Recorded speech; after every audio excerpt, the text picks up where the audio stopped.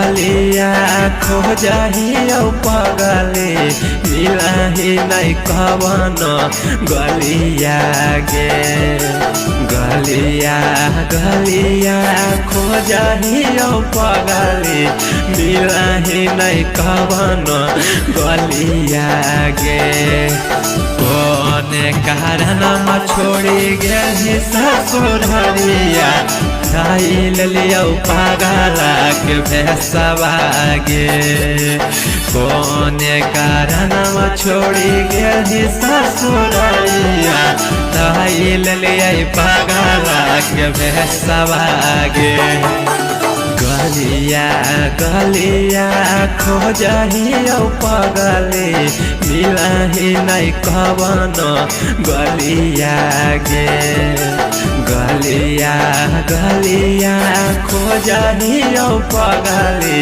मिलही नहीं कवन गलिया गे कौन कारण छोड़ी गए ससुररिया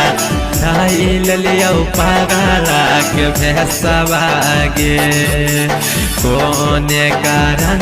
छोड़ी गए ससुररिया खाइल लियो पागला के भैंसवा गे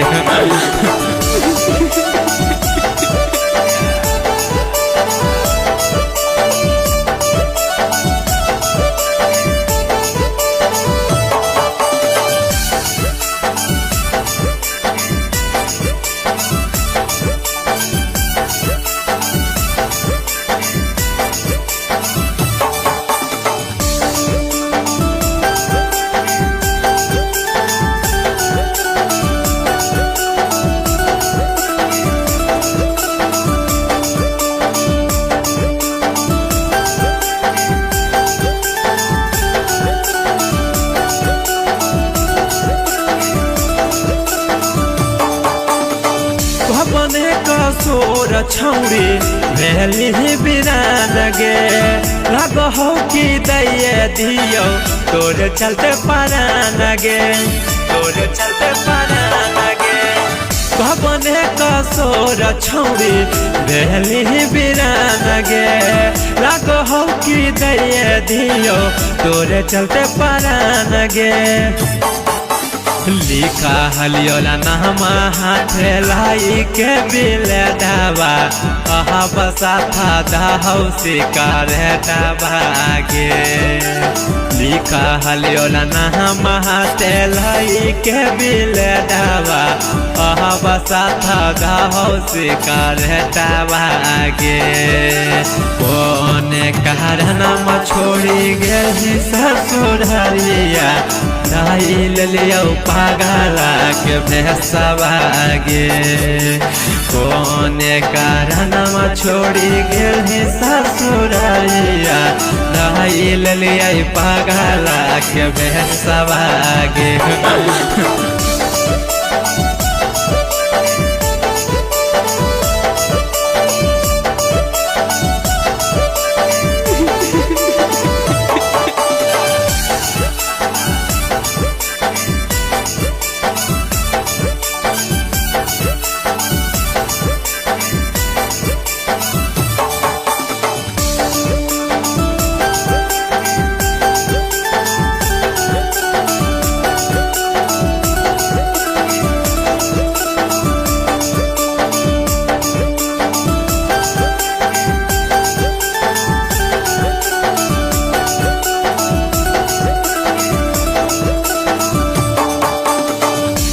हने का सामरितिक देवो तोहरा साथ रे